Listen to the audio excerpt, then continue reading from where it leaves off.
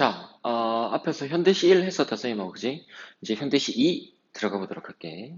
선생님이 앞서도 얘기했지만, 우리가 문학에서 읽어내야 되는 것, 어떤 새로운 작품을 보고 읽어내야 되는 게 가장 첫 번째는 화자를 통해서 어떤 상황, 그리고 어떻게 느끼는지, 어떻게 행동하는지를 알아내는 게 가장 첫 번째라고 했고, 두 번째, 어떤 표현상의 특징, 시적, 형식적 특징들은 문제지가 물을 때, 선택지가 물을 때 그것을 확인하는 수준에 그쳐도 충분하다라고 했다. 그지? 그러고 나면 이제 역사. 이 역사는 어떻게 문제를 박스를 통해서 제시된다라고 했지.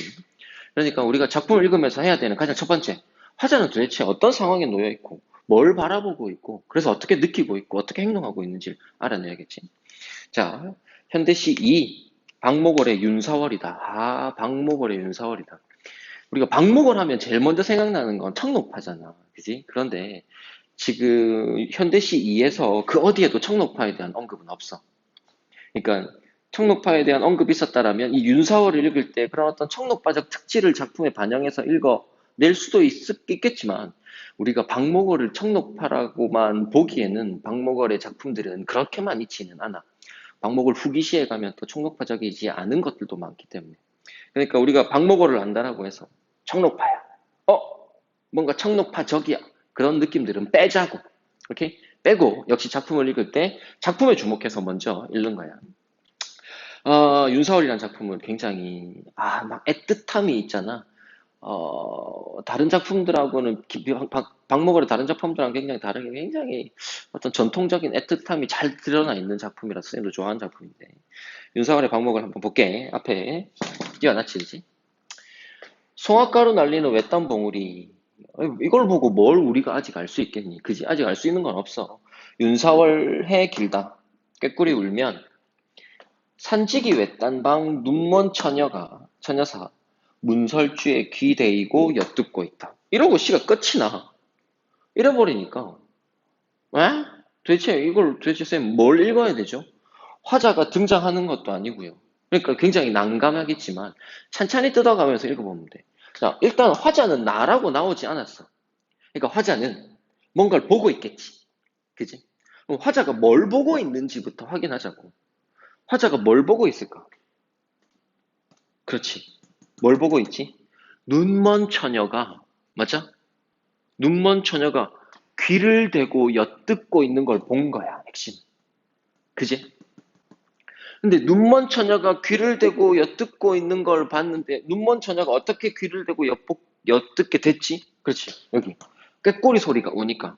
눈먼 처녀는 밖에를 볼 수 없으니까 청각에 기대어서 아마, 그지? 청각에 기대어 있을 텐데.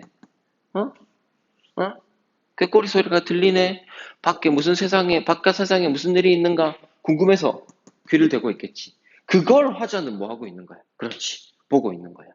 오케이? 그러니까 화자는 우리가 화자를 정리해야 되는데 여기서 화자가 보고 있는 어떤 대상에 더 주목해야 되지. 화자가 왜 드러나지 않았으니까. 여기서 대상은 누구야? 그렇지. 눈먼 처녀야. 맞아? 그럼 눈먼 처녀가 뭐 하고 있어? 그래. 귀대고 엿듣고 있어. 맞아? 눈먼 처녀가 엿듣고 있어. 뭘 엿듣고 있지? 뭐가 오니까? 윤사월에 해가 길다고 꾀꼬리가 오니까 윤사월, 4월 해가 길다, 꾀꼬리 얘네들이 의미하는 건 뭐지? 그렇지. 어떤 봄이란 계절적 배경을 주지. 맞아? 그러니까 여기서의 이 눈먼 처녀는 어? 뭔가 봄이라는 어떤 꾀꼬리의 울음에 도대체 바깥 세상은 어떠한가라는 뭘 가진 거야? 그렇죠. 호기심을 가진 거야. 그리고 거기에 대해 듣고 싶어, 거기에 무슨 일이 일어나는지 관심을 주고 듣고 싶어서 기대고 있는 거죠. 자, 끝입니다. 끝인데, 여기서 이제 등장하는 이 눈먼 처녀의 상황을 엿보고 생각해 본다면 이렇겠지. 눈먼 처녀는 밖을 볼 수 없으니까 세상이 얼마나 궁금하겠어. 그리고 거기에 관심을 가지고 보이지 않는 것을 보고 싶어 하겠지. 그러니까 눈먼 처녀에게 보이지 않는 저 바깥 세상은 눈먼 처녀가 보고 싶어 하는 굉장히 무슨 세계? 그렇지. 동경의 세계가 될 거예요. 그러니까 화자에게 그저 봄을 알리는 저 꾀꼬리 소리를 통해 화자 얘기 아니지. 눈먼 처녀에게 저 봄을 알리는 저 꾀꼬리 소리는, 아, 바깥 세상에 이제 봄이 왔나 보구나. 봄이 온 바깥 세상은 어떠할까 관심을 가지고 그 세상을 보고 싶어 하는 눈먼 처녀의 뭔가 애틋한 보지 못하니까. 보지 못하는데 옆에는 있잖아. 문만 열고 나가면 봄이고 문만 열고 나면 꾀꼬리가 울고 있을 텐데. 맞아? 송화가루가 날릴 텐데. 그지? 그걸 갖다가 눈으로 보고 확인하면 좋으련만 그러지 못하니까 더 애틋하고 안타까운 거지. 그렇게 애틋하고 안타까운 어떤 누구의 눈먼 처녀의 마음을 화자는 어떻게 봤으면 좋겠는데 보지 못하는 걸 안타까워하고 있는 거지. 정리하면 어떻게 돼? 외딴 처녀의 어떤 애틋함, 뭐에 대한 동경하는 세계에 대한, 그치? 외딴 처녀란다. 눈먼 처녀의 외딴 집에 사는 눈먼 처녀의 뭐에 대한 이 바깥 세상에 대한 막연한 동경, 그리움, 또 보지 못하는 여인의 눈먼 처녀의 안타까움을 그려낸 게 이 작품인 거지. 정리는 뭐 간단하죠. 그지? 나 작품으로 갑니다. 나 작품. 윤동주의 자화상입니다. 윤동주의 자화상도 우리 1학년 때 교과서를 통해서 여러 번 배웠었고, 그지? 뭐 아주 잘 알고 있을 거다. 그지? 산 모퉁이를 돌아 눈가 외딴 우물.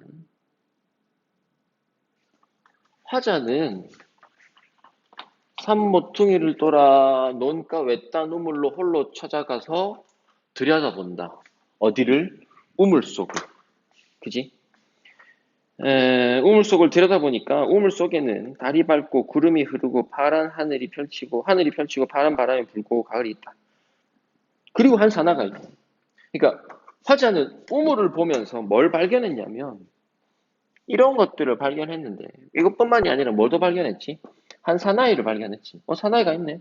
뭐 우린 다 알고 있다. 자신일 거라는 거. 어쩐지 그 사나이가 밉단다.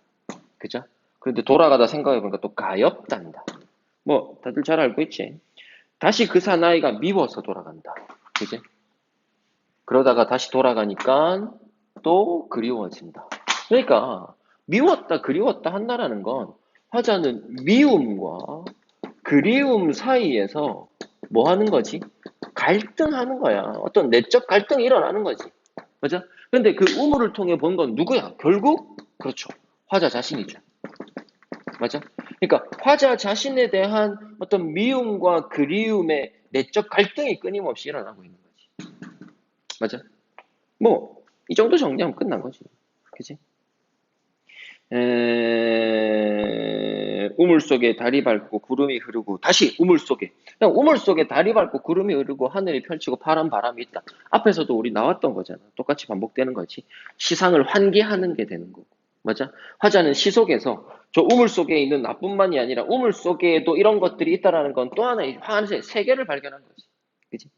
있고 추억처럼 사나이가 있더라. 그지?